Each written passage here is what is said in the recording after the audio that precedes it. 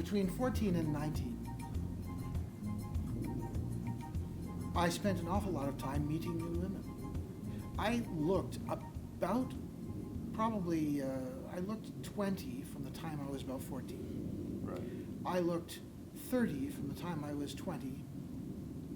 No, I would have looked 30 by the time I was 18. I looked 40 by the time I was 20. And I You were pretty the much guy looked the buying same. everyone's cigarettes and alcohol with your friends.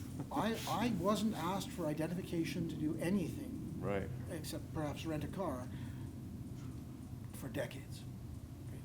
When I was 14, I grew from, I was 5'2" at 13 to about 6'1" by 14. I've got big long stretch marks on myself from growing that quickly. It was a bitch, but it did change things. I had some interesting experiences. Suddenly the bullies who had been hard on me previously, and I suddenly was taller than they were and had longer reach than they were, things changed. In fact, there was this one kid who I finally got the upper hand on, having been beaten by him a bunch of times and robbed by him many times. And when I finally got a beat down on him at about 14, he said, "Oh yeah, well my dad can beat the shit out of your dad." I looked him straight in the face and I said, what'll that cost me? Anyway, since then, my relation with my father's improved a great deal. Suffice it to say, between 15 and 19, I grew into my sexual confidence as I was having a lot of sex with women who were ludicrously out of my league by anyone else's extension. And I started to realize, as I was talking about the nature of society where it condemns women for making up their own mind, that was nuts. And that the reason that they were forced into this was not that men didn't want them making up their own minds. It wasn't men at all. It was all other women. Because other women recognized that in order for them to have security, they needed to find someone who would underwrite their lifestyle. Women had been raised to understand that their job was to keep daddy happy by not letting daddy find out about any of the things that daddy wouldn't like. And they learned this from mommy and from their aunties and from their friends' mothers and everyone else, because every woman was raised to understand what daddy doesn't know won't hurt him. Right? Mm-hmm. So during this what daddy doesn't know won't hurt him time, women imprinted in their minds the idea that daddy was their boss and their job was to keep daddy happy, and they wanted to keep daddy happy. They loved daddy. Daddy's a good guy. And their job was to tell daddy what he wanted to hear. So if they say stumbled into the house at 17, having just, had an orgy party for the football team, and as they're walking in, he says, "Where were you until 2 in the morning? Were you having sex?" They would respond in a clever equivocation. Women have mastered this equivocation of retasking the meanings of words. And they would say, "Daddy, how could you ask such a thing? You know I don't even have a boyfriend." "Okay, honey, well, as long as you're all right, you go to sleep, we'll talk tomorrow." And the girl saying, "If I couldn't see any closer, you would have smelled the jizz on my breath." And so girls learn from an early age, by watching their older sisters, by watching their mother, that a big part of their job is to keep their sponsor happy, and a big part of it involves things like answering the question, "Did you sleep with anyone while I was out of town? Don't be ridiculous. How could you ask such a silly question?" While muttering under her breath, "We were too busy fucking to get any sleep."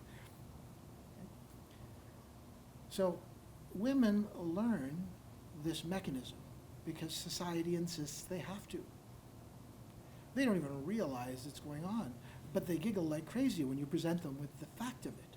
And so learning, as I did, as I was maturing and developing a very large number of female friends, I was learning that most women would at some point say, "Jesus, I can't trust women. I'm going to just have male friends. I just can't handle women." I'd say, "Well, you can't trust them." I'd say, "What about you?" "Oh, no, I'm different.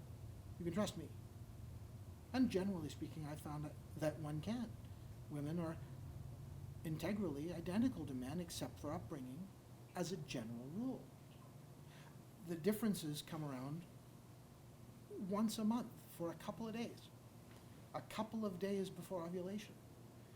When, just like when a woman is having PMS, it's as though someone has slipped glasses onto her eyes that are shit-colored lenses, and things that wouldn't have bothered at all the previous day are now offenses she can't handle.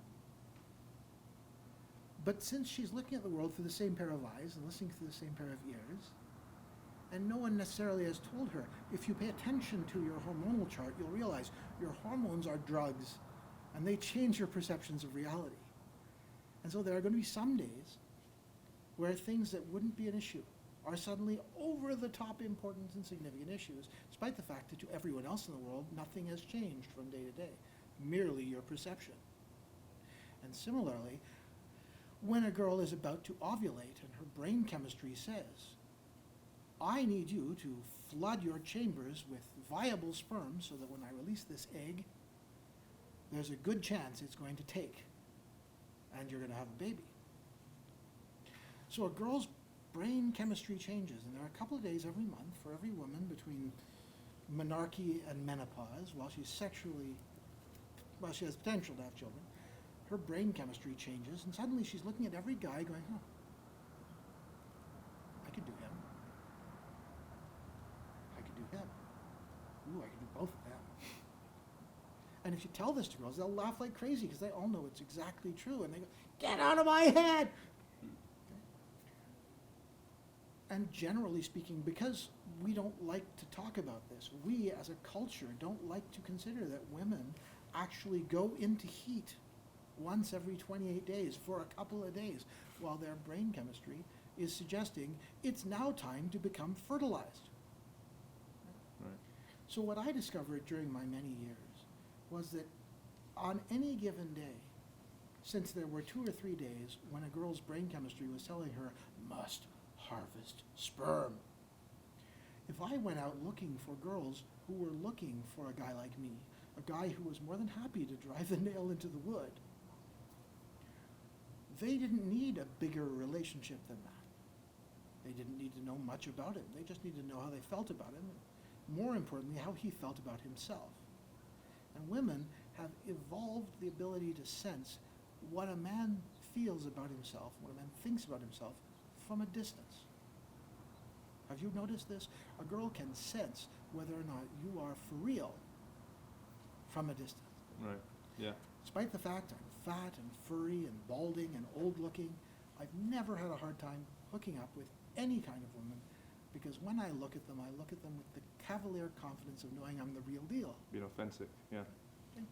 I know my worth. I call myself a worthy playboy, as opposed to a worthless playboy, one who spends money and attention to get what he wants. Me, I'm me. I know my qualities. I know I'm an excellent friend to have. I know I will never let people down. I go out of my way to be authentic and good to my word, and I will not overcommit. So I do say no. Mm-hmm. And that was really challenging, because in my younger days, I was very much like a woman. As I say, I was raised by women, and I recognized my job was to keep people happy with me, until I realized that no, that wasn't my job. My job was to be the person I am. And if I was the person I am, and I liked being the person I was, other people would want to be around me. And the amazing thing is, I learned at a friend of mine's kid's bar mitzvah, sitting in the audience, listening to a rabbi give a sermon.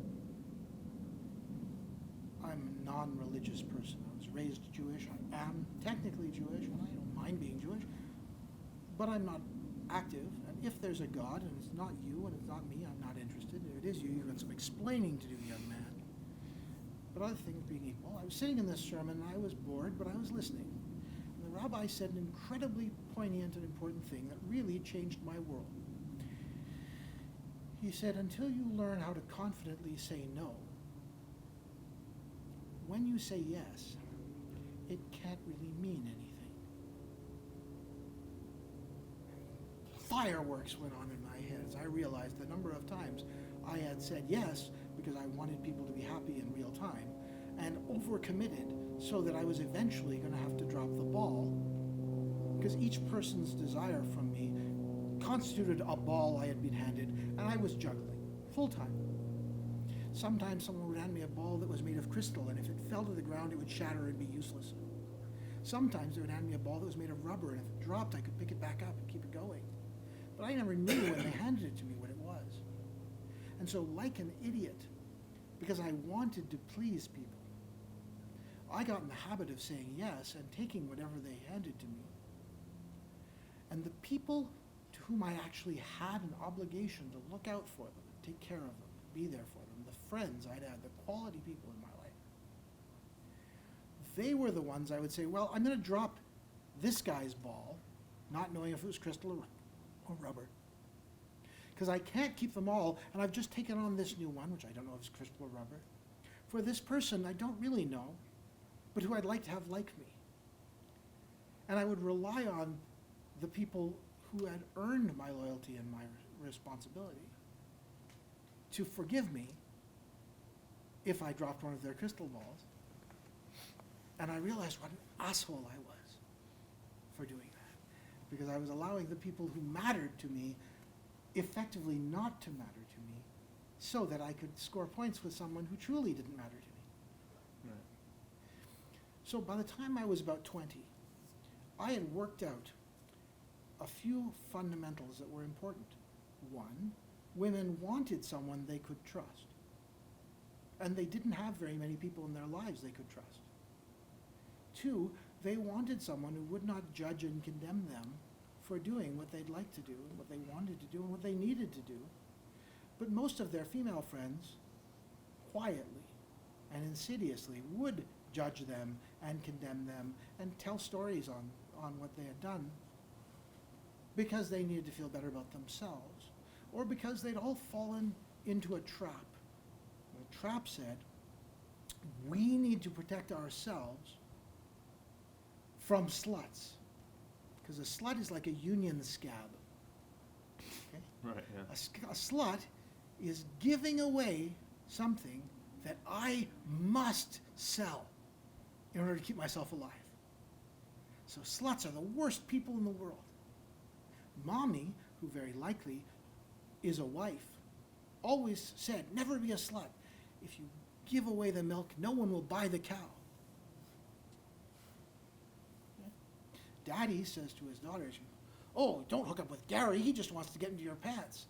Hold out for Jim here. He's got a good job and a career and a car and a house. He'll provide a good life for you and your children.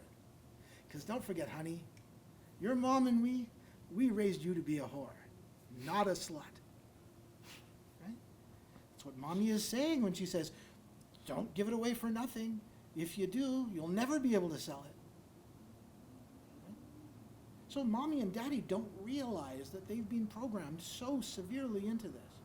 Daddy says to his sons, don't hook up with a slut. It seems like it'll be fun right now, but oh, just think of the shame of it, you know, and remember, your mommy is a good girl. I held out with her until the 5th date, and we didn't have sex until then, and in fact, we practically never had sex after that.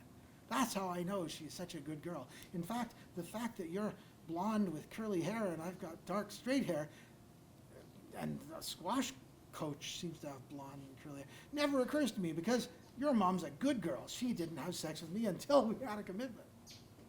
Okay? And so men pull the wool over their own eyes, in part as a result of this, and more importantly because of the most disturbing concept I've come up with. I call it Marx's paradox, named for the brilliant philosopher Groucho Marx. Groucho Marx, famous American comedian, he said, I'd never belong to a club that would have a guy like me as a member. Right? Which is the same thing as saying I'd never work for a boss stupid enough to hire me. Yeah. I'd never have a friend dumb enough to trust me. But no one ever says those things. No one ever feels that way. But for some reason, men are raised to think I would never go to bed with a girl who'd go to bed with the likes of me. If that girl would fuck a guy like me, when I haven't gone out of my way to pretend I'm better than I am, she's obviously got no standards. She'd go to bed with anybody. Yeah.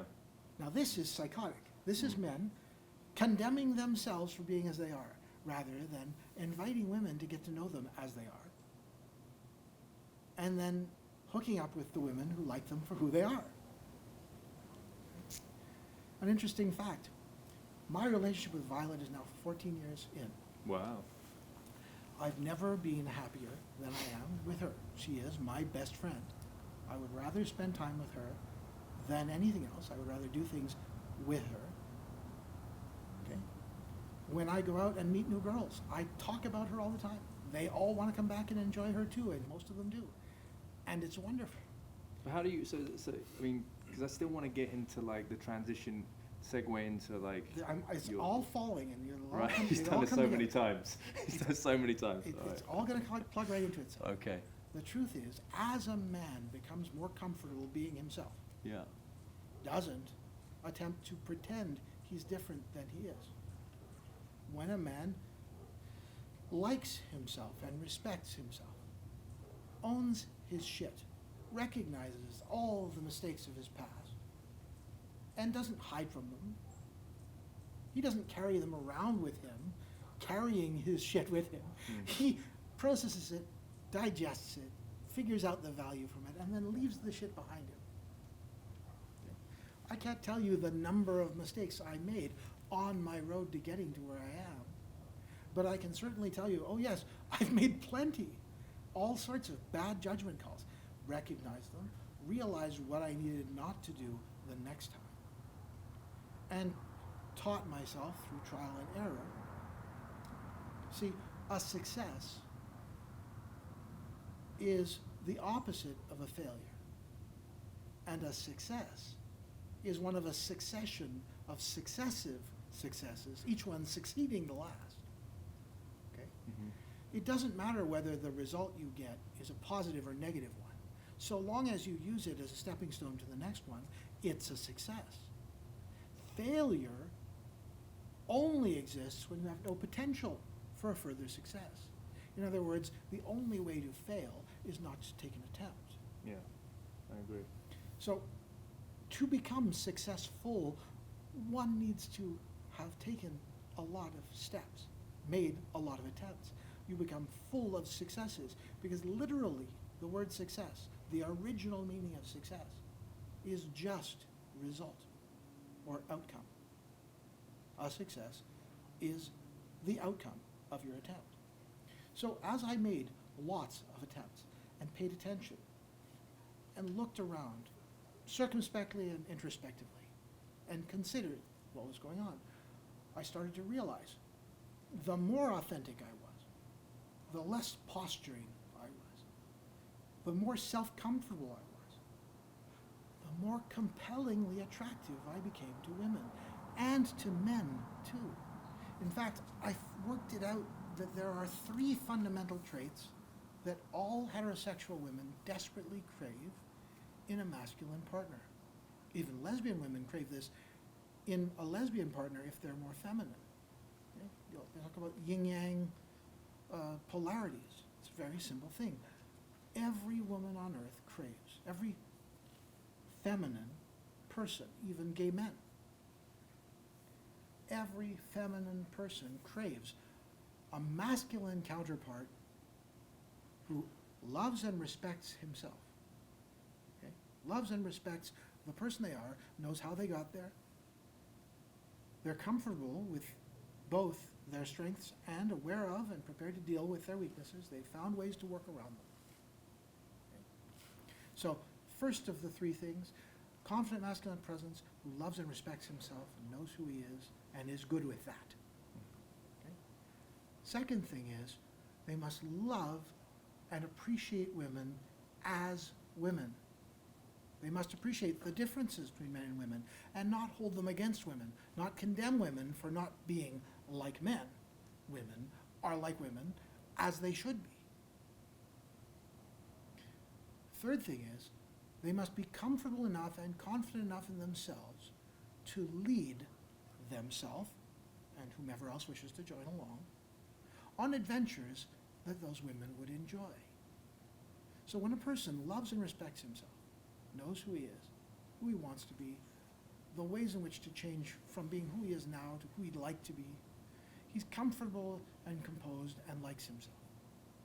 Treasures and appreciates women, enjoys their attention, enjoys having them around, is prepared to look out for them without needing to solve all their problems, but being available. Who can lead himself and whomever else into experiences and adventures that appeal. Such a man will always be well attended by women. They'll come out of the woodwork to spend time with a guy like that. And the fourth attribute is the magical one. If he's actually interested in the woman as an individual. See, ask any woman who considers herself in love with a man. She'll tell you about him, and he will invariably, from her perspective, whether for real or because of infatuation chemistry, or because of fantasy, romance, he will be someone who loves and respects himself, someone who loves and appreciates women, someone who knows what to do and when to do it and therefore leads himself and makes decisions. And finally, he is interested in her as an individual. He's interested in knowing who she is, what she's about, what she's into, what she detests. Okay? Mm-hmm. When a woman has all four of those things in a man, she will be completely emotionally and psychologically connected with him. She will bond to him. If this happens while she's infatuated and he's not actually possessed of those four characteristics, she just projects them onto him because she wants to. As soon as any of them stop being in evidence, she's going to vanish. It'll be over. Mm-hmm. No matter what the guy tries to do, if he's not in possession of those four attributes, she's going to be furious. If a man was in possession of those four attributes, did express those four attributes at the word go, and stops because he's having a challenging time. Work isn't working, he's lost his gig, or something has failed, and he stops feeling that sense of self-possessed self-comfort, ability to make decisions, appreciation for women, and interest in her, she's going to feel completely betrayed, and she's going to become mean because she's so disappointed, because what happened to this wonderful man? How did you take him away from me? Okay. As I say, I'm 14 years into a fantastic relationship with my dream girl, who is sexy, smart, funny, skilled, talented, who can earn plenty of money, who can afford to carry our home and take care of me without my having to work at all if I were to live that way. And that's critical to me because I never ever want to be with anyone where there's ever any reason for them to be with me beyond that there's nowhere they'd rather be.